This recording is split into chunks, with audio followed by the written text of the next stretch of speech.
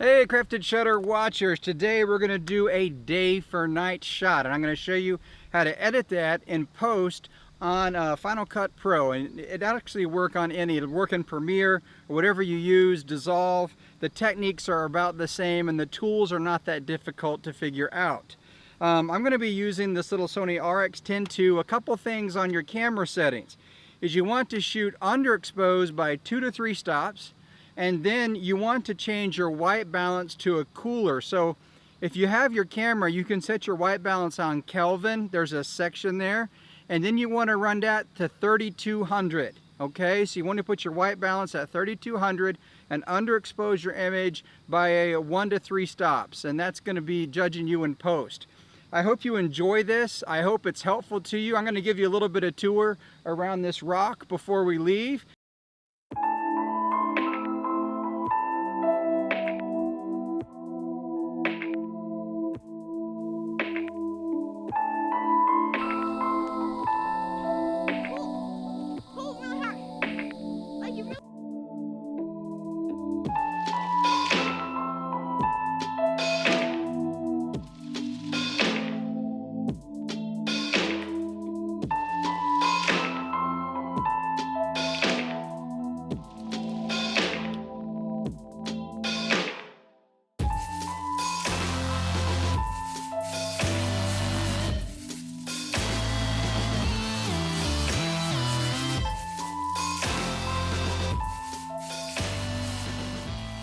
Hello Crafted Shutter watchers, and here we are back at home at the editing suite, and let's run through the clips that I shot, or a clip. I'm just going to grab one here.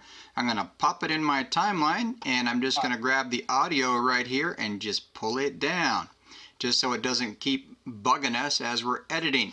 Now I have this set at 25%, and up here in the corner you can set your fit and your 25%, okay? Now, a couple little things to note. If you're in, let's just say I wanted to do some color correcting, I say show color inspector, and then I want to draw a mask. Well, if you're in the color inspector window, you won't be able to use the draw mask tool, okay? So little things like this really throw people off. So I'm going to go back to the little film strip here, which is the view that'll open this up. I'm going to select my clip. I'm going to double click on draw mask.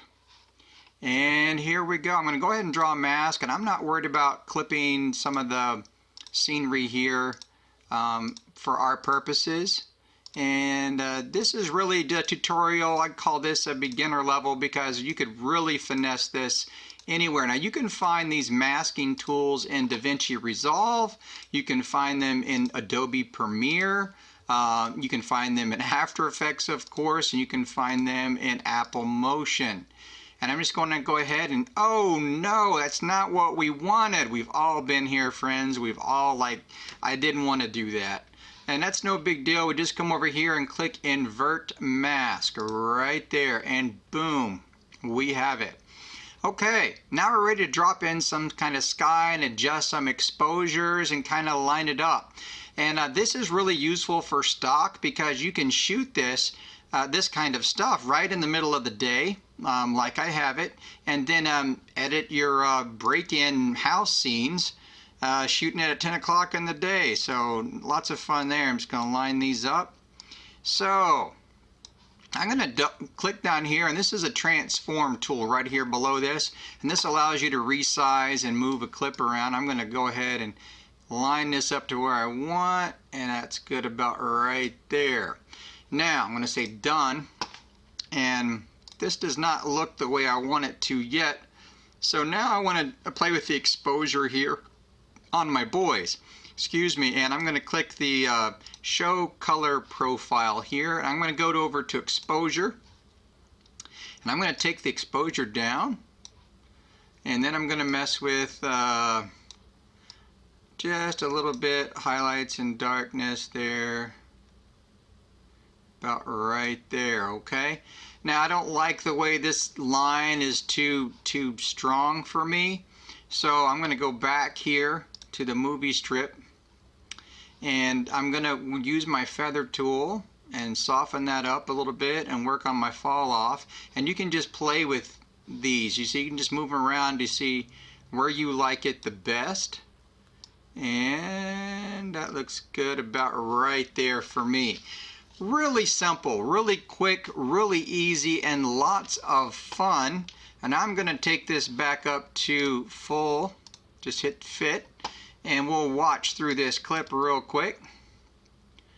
And there's 10 o'clock in the morning to some nice moonlit style lighting right in post, and really simple to do. Just follow these instructions really carefully, and you too can line stuff like this up. Like I said, this is great for stock purposes. If you were shooting a Hollywood production, you probably wouldn't be using these tools anyway. But this is really good to know. It all starts with how you expose it in the beginning. So if I drop this clip down here, you'll see we did a little bit of adjustment on that, but not too terribly much, because let's just say I shot this at 5600 Kelvin on a sunny day, which is what would normally the camera would pick, and came home, then I would have to mess with the white balance so much the whole clip would just fall apart. And so you can see that I just really just had to, you know, change the exposure a little bit and to get it to match up. So that's lots of fun. Let's, just for kicks, let's take this off, delete it, and let's throw in some fireworks. All right, and let's line this up here. I'm going to go ahead and delete this shot here. And again, I want to come down to 25%, so I just have a little bit more real estate to work with. And I'm going to click on this, and this I can move my fireworks around a little bit. I'm going to put it up in the sky, about right there. I'm going to say done. We're done moving it around.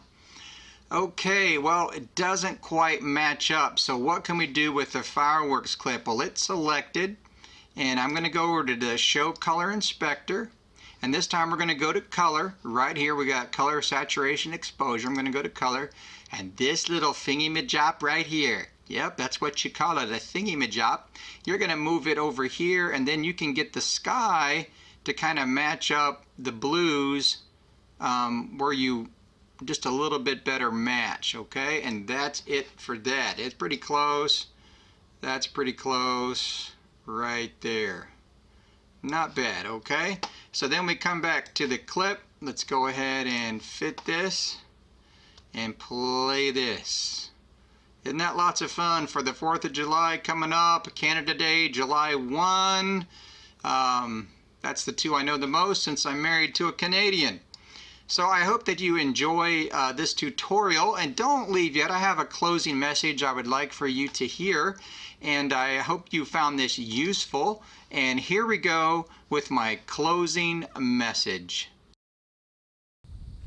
Hey Crafted Shutter watchers, you know, today I just want to say a big thank you, because just yesterday I got monetized on my YouTube channel, and that's not looking to make me a lot of money, but really what makes me happy is the amount of hours that people have watched my videos, been able to learn something, been able to maybe help them in their stock video production or their photo and video business, because that's what this channel is all about, building a community. So you haven't subscribed, please do so. There's no one on YouTube that's gonna retire on the AdSense revenue, which is absolutely fine, because that's not why I started the channel.